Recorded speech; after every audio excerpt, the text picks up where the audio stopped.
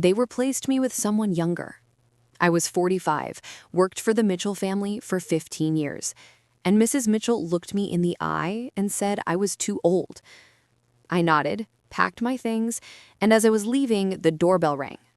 The new maid walked in, 25, beautiful, confident. Mrs. Mitchell smiled at her like she'd won the lottery. But what Mrs. Mitchell didn't know was that this young, beautiful replacement would destroy everything she loved in less than 3 months. And I had a front row seat to watch it all burn.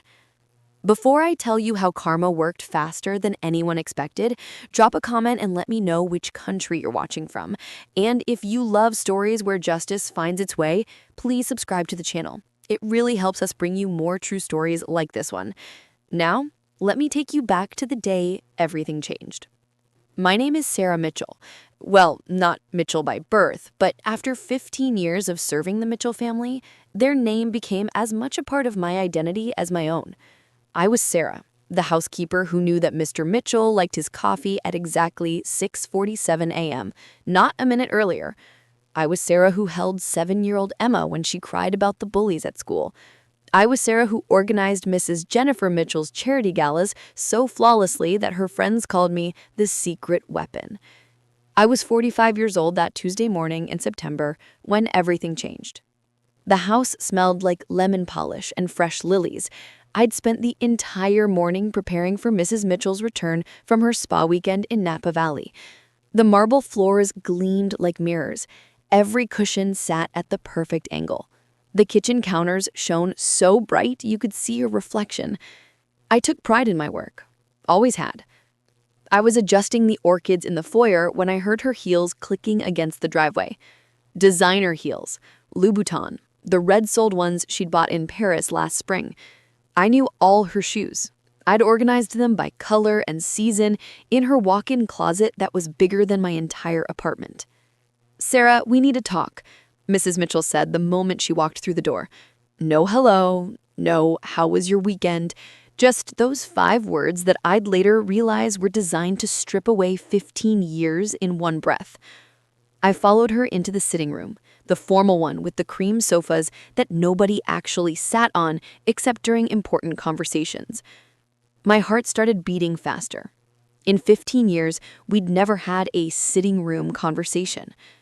Mrs. Mitchell didn't sit. She stood by the window, her back to me, looking out at the perfectly manicured garden that Maria, the gardener, maintained with the same dedication I brought to the house. "You've been wonderful, Sarah, truly. But I've been thinking." She turned to face me, and I saw something in her eyes I'd never seen before. Not anger, not disappointment, something colder. Calculation. "We're replacing you with someone younger. I've already hired her. She's 25, very enthusiastic, has experience with modern home automation systems, social media management for household accounts, things that, well, at your age, might be challenging to learn." At my age? 45? Not 70, not 80, 45. I nodded, didn't cry, didn't argue, didn't remind her that I'd learned every single technological system in this house, from the smart thermostats to the security cameras to the automated lighting that she couldn't figure out herself. Didn't mention that I'd held her hair back when she was sick with food poisoning 3 years ago. Didn't bring up the time I'd covered for her when she'd forgotten Thomas's parent-teacher conference and I'd gone in her place, taking notes so she could pretend she'd been there. I just nodded. She continued, "I'm giving you 2 weeks severance for every year you've worked here. That's 30 weeks pay. Very generous, I think. And of course, a reference letter." Generous. The word tasted bitter in my mouth, but I didn't say it out loud. "She's actually coming today for the handover. She should be here any minute. I'd appreciate it if you could show her the basics, where things are kept, the family's preferences, that sort of thing. Then you can collect your personal items and go." Today. She wanted me gone today. Not in 2 weeks, today. As if the universe was working on Mrs. Mitchell's schedule, the doorbell rang. That doorbell. I'd heard it 10,000 times.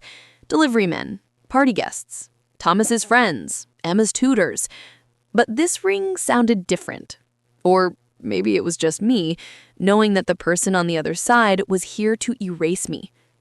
"That'll be her." Mrs. Mitchell's face brightened in a way it never had for me. "Get the door, Sarah. Meet your replacement." I walked to the door, my legs moving automatically after 15 years of responding to that doorbell. My hand reached for the handle. I pulled it open. She was stunning. That was my first thought. Long, dark hair that fell in perfect waves past her shoulders, skin like porcelain, eyes the color of honey, a figure that her simple black dress showed off without trying. She carried a small designer handbag and wore a smile that showed impossibly white teeth. "Hi, I must be Sarah. I'm Elena Rossi. I'm so excited to be here." She extended her hand. I shook it. Her grip was firm, confident, but as our hands touched, I noticed something. Her eyes didn't match her smile. They were calculating, cold, scanning me up and down like a predator measuring prey. I said, my voice steady despite everything, "Come in. Mrs. Mitchell is waiting." Elena walked past me, and I caught her perfume. Expensive, French, the same brand Mrs. Mitchell wore. Of course. The next 2 hours were torture, disguised as professional courtesy. I showed Elena everything. The kitchen where I'd prepared thousands of meals, the laundry room where I'd treated every stain on every expensive garment with the care of a museum conservator, the kids' rooms where I'd watched them grow from babies to teenagers, Mr. Mitchell's office that I was never supposed to enter, but always cleaned when he was at work. Elena asked questions, but not the questions I expected. She didn't ask about Thomas's allergy to shellfish or Emma's fear of thunderstorms. She didn't ask about the temperamental garbage disposal or which cleaning products worked best on the marble. She asked about schedules. When was Mr. Mitchell home? When did Mrs. Mitchell go to her yoga classes, her charity meetings, her shopping trips?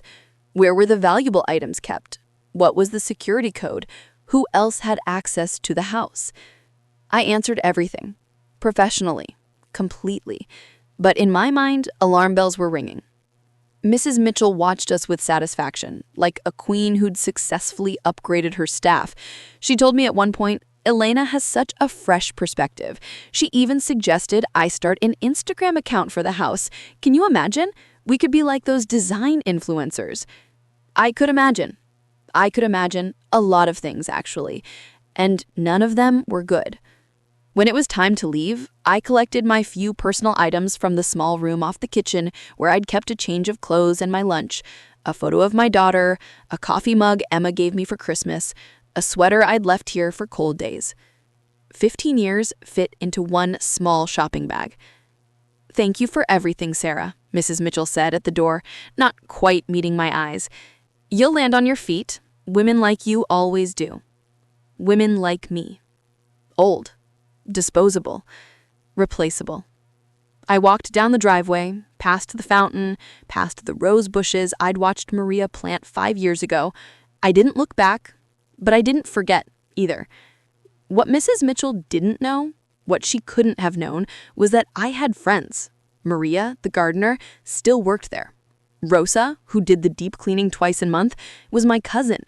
The pool maintenance man, Jorge, was engaged to my niece, and we all talked. Mrs. Mitchell had just invited a wolf into her home and dressed it in designer clothes, and I was going to watch, from a very safe distance, as that wolf showed its teeth. But before that, I had phone calls to make. Because sometimes the best revenge isn't what you do, it's what you allow to happen while you... Maria called me on the 3rd day. "Sarah, you need to hear this," she whispered into the phone. I could hear the sound of the leaf blower in the background, her cover for making calls during work hours. "This Elena girl, she's not what Mrs. Mitchell thinks." I was sitting in my small apartment, the one that suddenly felt even smaller now that I had nowhere to go during the day. "Tell me everything," I said, grabbing a notebook. Day 1, she was perfect, like scary perfect. She had breakfast ready before Mr. Mitchell came downstairs. She knew how he liked his eggs without asking. She organized Mrs. Mitchell's closet by designer and color in 3 hours, something that took you a week when you first started, remember? I remembered. Go on. But Sarah, it's the way she looks at Mr. Mitchell. When Mrs. Mitchell isn't watching, Alina's eyes follow him everywhere. And yesterday, when Mrs. Mitchell left for her Pilates class, I saw her through the kitchen window. She changed her outfit. Changed it, Sarah. She'd been wearing jeans and a t-shirt all morning, but the second Mrs. Mitchell's car left the driveway, she went upstairs and came back down in a tight black dress. For housework. Who does that? Who does that? Someone who's not there to clean, that's who. Keep watching, I told Maria. But be careful. Don't let her catch you paying attention. There's something else, Maria said, her voice dropping even lower. I heard her on the phone in the garden. She was speaking Italian. I don't understand much, but I caught a few words. She said something about il marito ricco. I looked it up. It means the rich husband. My blood ran cold. Elena Rossi, Italian last name, spoke Italian, asking all those questions about Mr. Mitchell's schedule. This wasn't about being a housekeeper at all. Over the next week, Maria's reports painted a clearer picture. Elena was running a perfect con. During the day, when Mrs. Mitchell was home, she was the ideal employee. Efficient, respectful, almost invisible. She managed the smart home systems flawlessly. She coordinated with vendors. She even started the Instagram account for the house that Mrs. Mitchell was so excited about, posting artfully filtered photos of flower arrangements and morning coffee setups that got hundreds of likes. Mrs. Mitchell was thrilled. I heard through Maria that she'd bragged to her book club about finally finding someone who understands modern household management. But when Mrs. Mitchell left the house, Elena transformed. The uniform changed to fitted dresses, the hair came down from its professional bun, the walk became more deliberate, more swaying, and she found reasons to be wherever Mr. Mitchell was. She asked him to help her reach something on a high shelf. Maria told me during our 5th call. Sarah, this step stool was right there. Right there. She didn't need help. But she made this little helpless sound, and Mr. Mitchell came over, and when he reached up, she pressed herself against him, just for a second, like it was an accident. David Mitchell was 52 years old, successful, handsome in that distinguished way that comes with age and money. He'd always been professional with me, kind but distant. But he was also human, and Elena knew exactly what she was doing. Is he responding? I asked, afraid of the answer. Not yet, Maria said. But Sarah, he's noticing. I can tell. Yesterday she brought him coffee in his office, said Mrs. Mitchell had asked her to, but Mrs. Mitchell was at her charity meeting. He looked surprised, but didn't send her away. She stayed for 10 minutes. I could see them through the window. She was laughing at everything he said, touching her hair, leaning forward. The second week was when things escalated. Mrs. Mitchell had a 3-day conference in San Francisco for one of her charity boards. She left on a Wednesday morning, kissing her husband goodbye, reminding Elena of the children's schedules, completely oblivious to what she was leaving behind. Maria called me that very evening. It's happening, she said. I stayed late to finish the flower beds near the house. Sarah, I saw them in the living room. Elena brought him dinner on a tray. Candles, wine, the good china. She was wearing something that definitely wasn't a uniform, a red dress. His tie was loose. They were sitting close on the couch. Did anything happen? My heart was pounding. I don't know. I couldn't see after they dimmed the lights. But Sarah, the way she looked at him, like a spider looks at a fly in its web. I wanted to call Mrs. Mitchell right then. Warn her, but warn her about what? That her new housekeeper was pretty? That she'd served her husband dinner? I had no proof, just intuition and secondhand observations. Jennifer Mitchell had made it clear what she thought of me. Too old, too outdated, too replaceable. She wouldn't believe me. She'd think I was jealous, bitter, making things up to get my job back. So I waited and documented. Maria took photos when she could, innocent-looking photos of the garden that just happened to capture windows in the background. Elena in that red dress, the candles, the wine bottle. Then, at the end of week 2, the jewelry disappeared. Rosa called me this time. My cousin cleaned the Mitchell house every other Tuesday, deep cleaning the bathrooms and bedrooms. Sarah, something bad happened, she said. Mrs. Mitchell is losing her mind. Her diamond bracelet is missing, the Cartier one Mr. Mitchell gave her for her 15th anniversary. She's torn apart her jewelry box looking for it. When did she last see it? I asked. Saturday night. She wore it to a gala. She's sure she put it back in her jewelry box when she got home, but now it's gone. She's questioned everyone, me, Maria, even Elena. What did Elena say? She cried, Rosa said, with disgust in her voice. Actual tears. Said she would never steal, that she comes from a good family in Italy, that she's heartbroken Mrs. Mitchell would even think such a thing. And Mrs. Mitchell apologized to her. Apologized to her, can you believe it? She suspects me and you and Maria, but not the girl who's been here 2 weeks. The girl who'd asked detailed questions about where valuables were kept. The girl who had access to every room, every closet, every drawer. The girl who knew exactly when people were and weren't home. Rosa, check the security cameras, I said. The system logs everything. There was a pause. Sarah, Elena is in charge of the security system now. She told Mrs. Mitchell she'd streamline it, make it easier to use. She changed all the access codes last week. Of course she did. I hung up and stared at my notebook, now filled with pages of observations, times, dates, behaviors. A pattern was emerging clear as day to anyone willing to see it. Elena Rossi wasn't a housekeeper. She was a predator. And the Mitchell family, the family I'd served for 15 years, the family that had thrown me away like expired milk, was her hunting ground. Mrs. Mitchell had wanted someone younger, more modern, more energetic. Well, she'd gotten exactly what she'd asked for. And soon, very soon, she was going to learn that youth and beauty could be far more dangerous than she had ever imagined.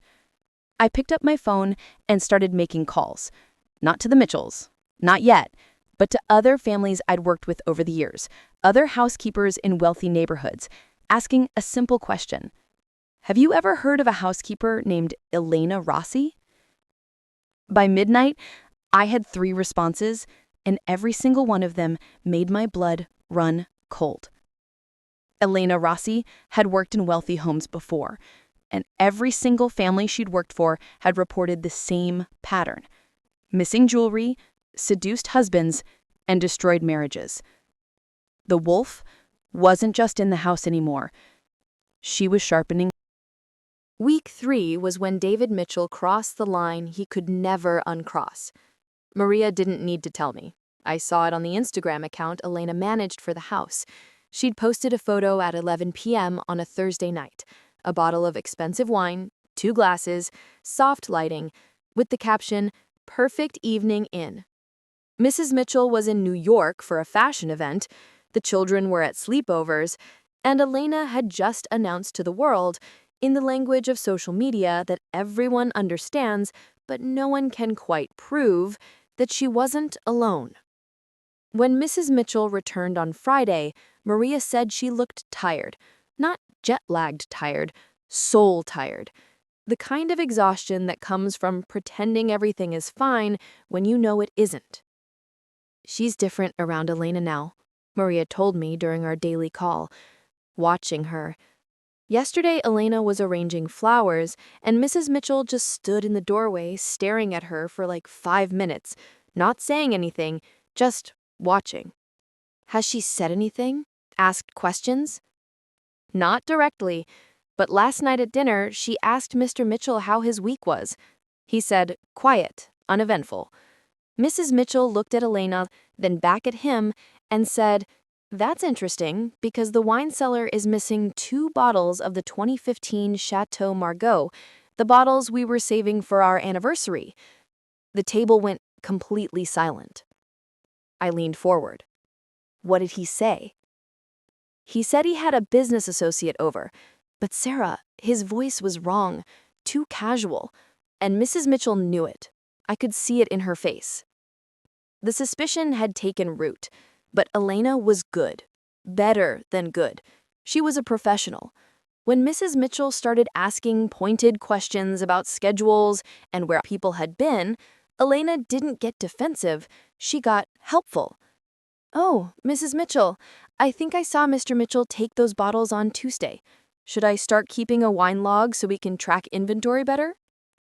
Sweet, efficient, innocent.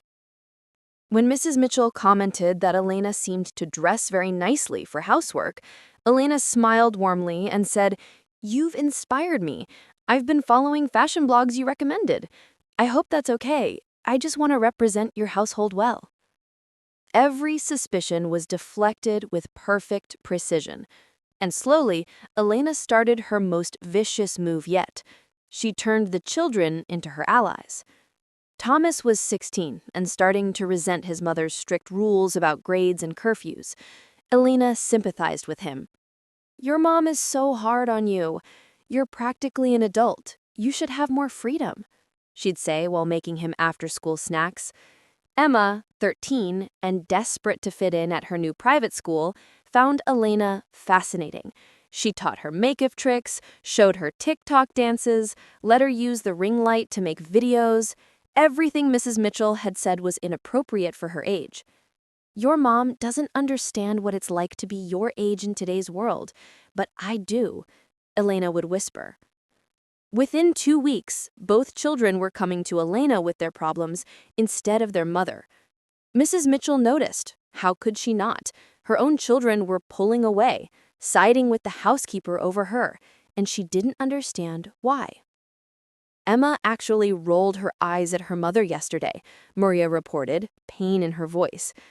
Mrs. Mitchell asked her to limit screen time, and Emma said, "Elena says I'm responsible enough to manage my own time." Mrs. Mitchell looked like she'd been slapped.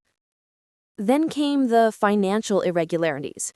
Rosa discovered it accidentally while cleaning Mr. Mitchell's office. A bank statement left on the desk showed a transfer of $15,000 to an account Rosa didn't recognize. She took a photo and sent it to me. I zoomed in on the details.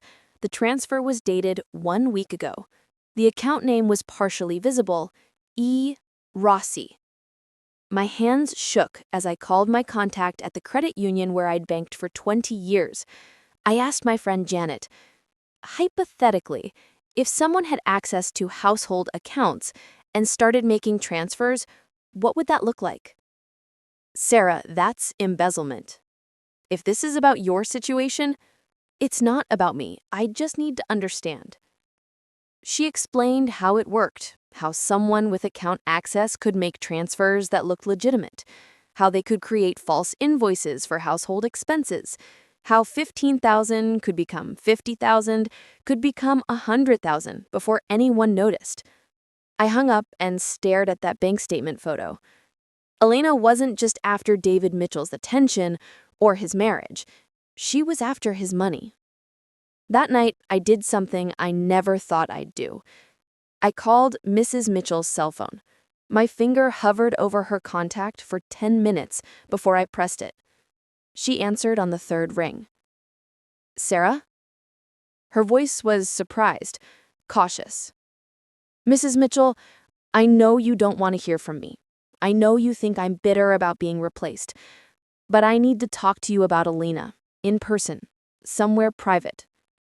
There was a long silence. Then, "Why would I listen to anything you have to say about the woman who's doing your job better than you ever did?"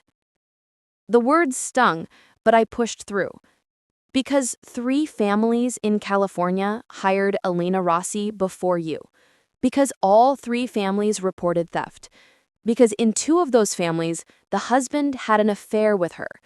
And right now, as we're speaking, there's a bank transfer for $15,000 from your household account to hers. Another silence, longer this time. When she spoke again, her voice was different, smaller, afraid. "How do you know about a bank transfer? Meet me tomorrow. Bring your financial records. I'll bring everything I found. And Mrs. Mitchell, don't tell Elena. Don't tell your husband. Don't tell anyone." "This is insane. You're making this up to get revenge." Your Cartier bracelet didn't disappear. Elena took it. She's done it before.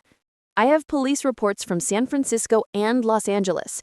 Families just like yours who hired a beautiful young woman named Elena Rossi, and within 3 months, their marriages were destroyed and their valuables were gone. Her breathing changed, sharp, quick. The breathing of someone whose worst fears are being confirmed.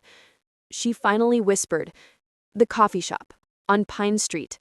Tomorrow, 10 a.m., come alone." She hung up.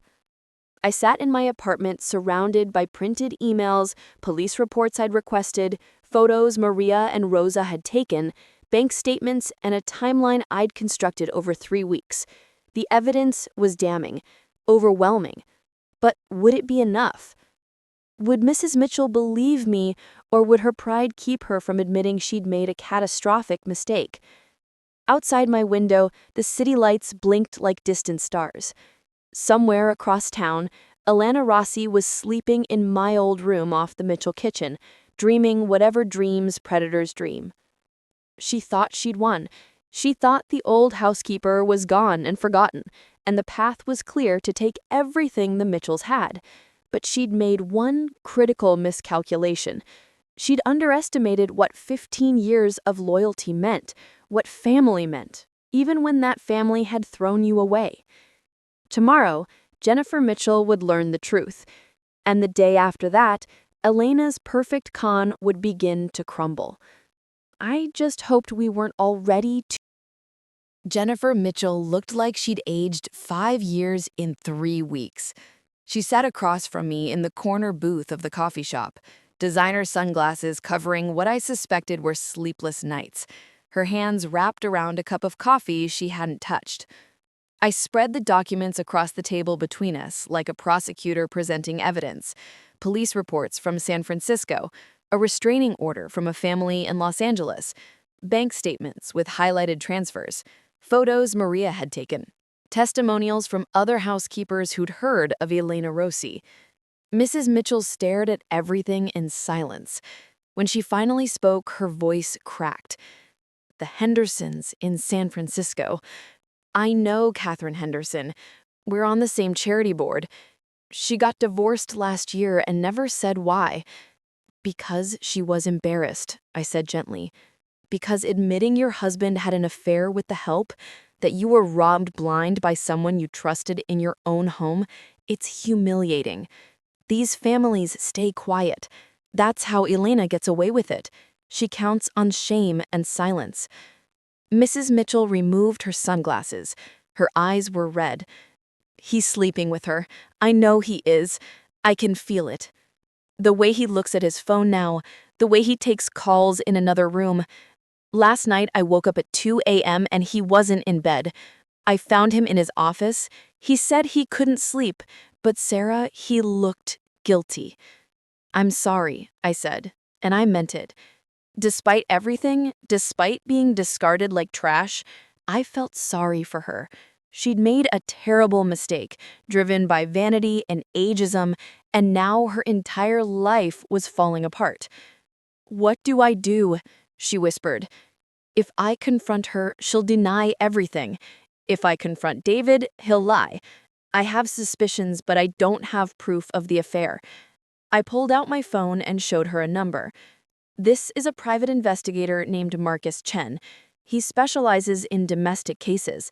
He's discreet, fast, and he doesn't judge. But Jennifer, we need to move quickly. The longer Elena is in your house, the more damage she does, financially, emotionally, to your children." Her head snapped up. "What about my children?"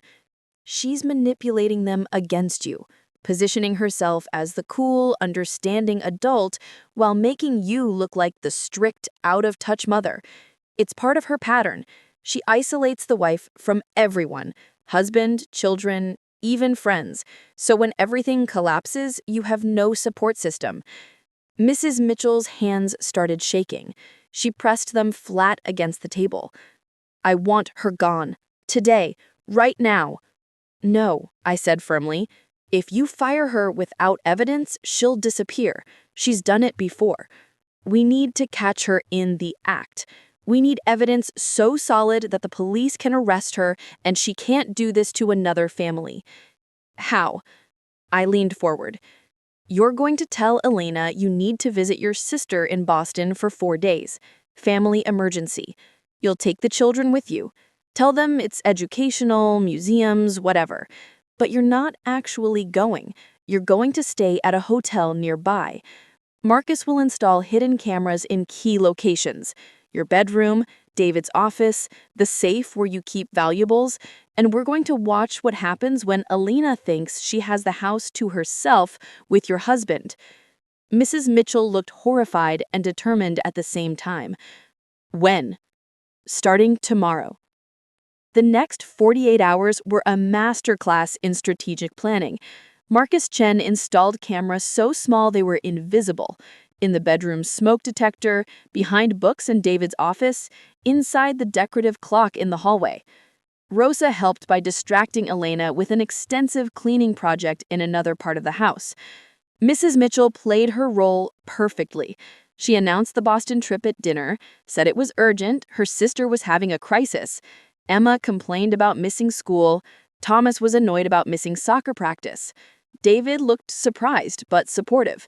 And Elena, sitting at the kitchen island, supposedly reviewing grocery lists, smiled slightly when she thought no one was looking.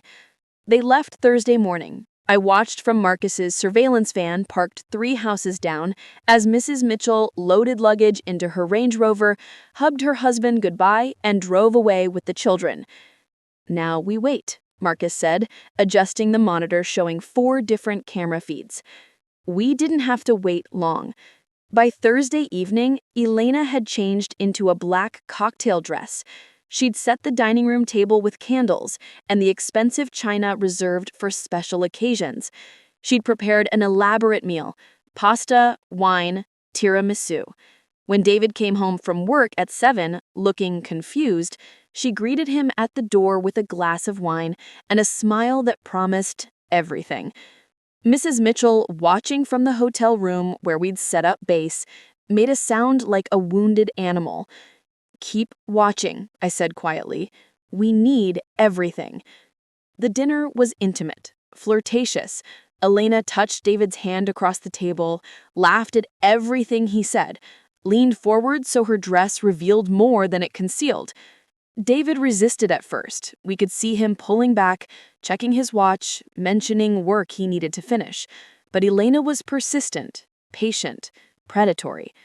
By 10 p.m., they were on the couch. By 11, they were kissing. Mrs. Mitchell turned away from the screen, tears streaming down her face. I need a minute, she said, walking into the bathroom. Marcus and I exchanged glances. Do we keep recording? He asked. Everything, I said. She needs to see who her husband really is, and we need evidence that holds up in court. But Friday morning brought something even more damning. While David was in the shower, Elena went into his office. We watched on camera as she opened his desk drawer, pulled out a checkbook, and wrote herself a check for $25,000. She forged his signature. We could see her practicing it twice on scrap paper first. Then she photographed the check with her phone and tucked it into her purse. That's felony theft, Marcus said, already copying the footage. But Elena wasn't finished.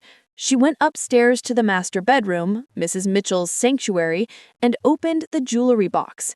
She selected 3 pieces: diamond earrings, a sapphire necklace, and an emerald ring. She held each one up to the light, admiring them, before slipping them into her bag. The casualness of it was chilling. This wasn't opportunistic theft. This was routine, practiced, professional. Mrs. Mitchell had returned from the bathroom and was watching again. That ring was my grandmother's, she said flatly. It's been in my family for 3 generations. Not anymore, Marcus said, saving the footage. But now we have everything we need. Theft on camera, forgery, and I've documented the affair. Mrs. Mitchell, it's time to call the police. Saturday morning, we set the trap. Mrs. Mitchell called David and said she was extending the trip another day. He sounded relieved. Then she called Detective Sarah Gonzalez, whom Marcus had worked with before. Detective Gonzalez reviewed the footage and obtained a warrant within hours. The plan was surgical. Mrs. Mitchell would return home unexpectedly at noon. The police would be waiting outside. The children would stay with Mrs. Mitchell's actual sister, spared from witnessing what came next. At 11:55, our convoy arrived. Mrs. Mitchell's car, 2 unmarked police vehicles, Marcus's van. Maria met us at the corner, her eyes wide. "They're both inside," she whispered. "I saw them having breakfast an hour ago through the kitchen window." Mrs. Mitchell used her key. The door opened silently. We could hear music playing from the kitchen, something romantic and Italian. Elena's voice laughing, David's lower rumble in response. Mrs. Mitchell walked through her own home like a ghost, with me, Marcus, and 2 police officers behind her. We found them in the sunroom, having champagne at noon, Elena wearing what was obviously Mrs. Mitchell's silk robe. The look on David Mitchell's face when he saw his wife was something I'll never forget. Shock, guilt, fear, all of it crashing together in real time. Elena recovered faster. She stood up, pulling the robe tighter, her face arranging itself into confusion. "Mrs. Mitchell, you're back early. We were just committing multiple felonies," Detective Gonzalez said, stepping forward and showing her badge. "Elena Rossi, you're under arrest for theft, forgery, and fraud." Everything happened quickly after that. Elena's mask finally cracked. She screamed, claimed she was set up, that David had given her permission for everything. David stood frozen, champagne glass still in his hand, watching his life implode. The police found the jewelry in Elena's room, along with the forged check. They found my grandmother's ring, Mrs. Mitchell's bracelet, and 10 other pieces we didn't even know were missing. In Elena's laptop, they found something even more disturbing. A folder labeled Projects, containing profiles of 20 wealthy families. Addresses, schedules, financial information, net worth estimates. The Mitchells were just one target on the list. There were notes beside each family. Husband vulnerable. Wife travels frequently. Easy security system. Elena Rossi wasn't just a con artist. She was running a sophisticated operation.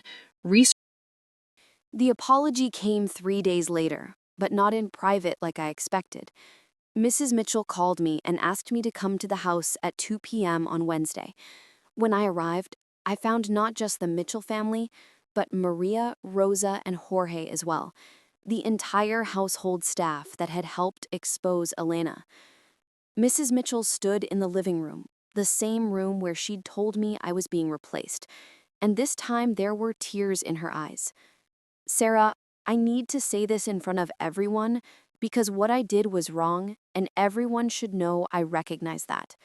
Her voice trembled but held steady. "I fired you because I thought younger meant better. I confused age with obsolescence, experience with being outdated. I was shallow, prejudiced, and cruel. You gave this family 15 years of loyalty, love, and dedication, and I threw you away like you were nothing. I'm ashamed of myself. I'm sorry, deeply, truly sorry." Emma, sitting on the couch, was crying too. "Sarah, I'm sorry. I was so mean to you sometimes, and you were always nice to me. Elena made me think Mom was the problem, but it was never Mom. I missed you." Thomas nodded, uncomfortable with emotion the way teenage boys are. "Yeah, sorry. The new girl seemed cool, but she was just using us. You actually cared." David Mitchell stood apart from his family, and he should have. Mrs. Mitchell had filed for separation, though not divorce, not yet. He'd lost his wife's trust, damaged his children's respect, and nearly destroyed everything. He looked at me with hollow eyes. "Sarah, I have no excuse. I was weak and stupid. Thank you for saving my family even though we didn't deserve it." I stood there, feeling the weight of their apologies, the sincerity of their regret. "I accept your apology," I said to Mrs. Mitchell. "All of your apologies. But I need you to understand something. I didn't do this to get my job back. I did it because despite everything, I still care about this family. Emma, Thomas, I watched you grow up. That doesn't just stop." Mrs. Mitchell wiped her eyes. "I don't want you to come back as a housekeeper, Sarah. That was never the right role for you anyway. I want to offer you something different. Family consultant and household manager. You'd oversee all household operations, manage staff, handle schedules, and logistics. A professional position with a professional salary. You'd have an office, benefits, autonomy. No more cleaning toilets unless you want to. What do you say?" I looked around the room at the faces watching me hopefully. "Can I think about it?" "Of course," Mrs. Mitchell said. "Take all the time you need." I thought about it for 2 days. The salary she'd offered was nearly double what I'd made before. The respect was what I'd always deserved. But more than that, this family needed healing. And maybe I was meant to be part of that process. I accepted. Elena's trial happened 4 months later. I attended every day, sitting in the gallery, watching as prosecutor after prosecutor laid out the evidence. The forgery, the theft, the pattern of behavior across 4 families and 7 years. Elena had stolen over $400,000 in cash and valuables from the families she had worked for. She'd destroyed 3 marriages completely. She'd manipulated children, seduced husbands, and left devastation in her wake.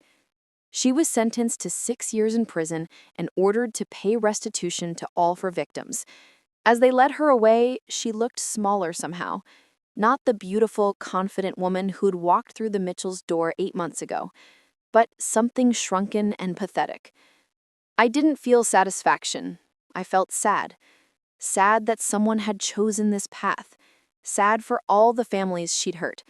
Sad that beauty and youth had been weaponized into something so destructive. The Mitchell family slowly knit itself back together.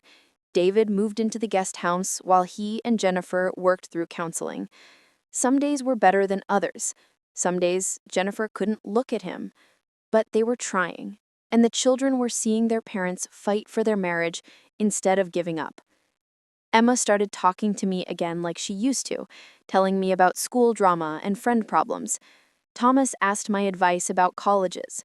I organized their schedules, managed the household accounts with new oversight and security, and slowly the house began to feel like a home again instead of a crime scene. 6 months after Elena's arrest, Mrs. Mitchell and I were having coffee in the kitchen when she asked me, "Sarah, can I ask you something? When did you first suspect Elena was dangerous?" I set down my cup carefully. This was the moment I'd been dreading and expecting in equal measure. Before she walked through the door. Mrs. Mitchell's eyes widened. "What?" "The night before Elena arrived, I got a call from Janet Morrison. Remember her? I worked for her family before I came to you, 15 years ago. Janet's cousin hired a housekeeper named Elena Rossi 2 years ago in San Francisco. She'd heard through the household staff network that someone by that name was coming to work for a family in our area. She called to warn me." "You knew?" Mrs. Mitchell breathed. "You knew what she was and you didn't tell me?" "I tried," I said quietly. "That morning when you fired me, I started to say something about checking her references more carefully. You cut me off. Said you'd done extensive research and Elena was exactly what you needed. Would you have listened if I'd pushed harder? Would you have believed me if I'd tried to convince you that she was dangerous?" Mrs. Mitchell was silent for a long moment. Then she laughed, a broken sound. "No. God help me, no. I wouldn't have. I would have thought you were jealous or vindictive or trying to sabotage my decision." "I know," I said. "So I let it play out. I watched. I documented. I waited until you were ready to see the truth." "That's cold, Sarah." "That's strategic," I corrected. "Sometimes people need to learn lessons the hard way. You needed to see what happens when you value superficial qualities over substance, when you discard loyalty for novelty, when you let prejudice guide your decisions." Mrs. Mitchell reached across the table and took my hand. She whispered, "I believe me. I learned. We sat there, in the kitchen, where I'd made thousands of meals, where I'd been dismissed and later vindicated, and I realized something profound. This wasn't just about one family or one con artist. It was about dignity, about the quiet power of experience, about how the world dismisses women of a certain age, treating them as invisible or obsolete, never realizing that invisibility can be a form of strength. Elena Rossi had been beautiful and young and confident, and she'd lost. I was 46 now, with gray in my hair and lines around my eyes, and I'd won. Not by being younger or prettier or more modern, but by being patient, strategic, and knowing my own worth even when others couldn't see it. Sometimes the best revenge isn't revenge at all. Sometimes it's simply being right, waiting for the truth to reveal itself, and watching as justice unfolds exactly as it should. The doorbell rang, deliveries for Mrs. Mitchell, and I smiled as I went to answer it.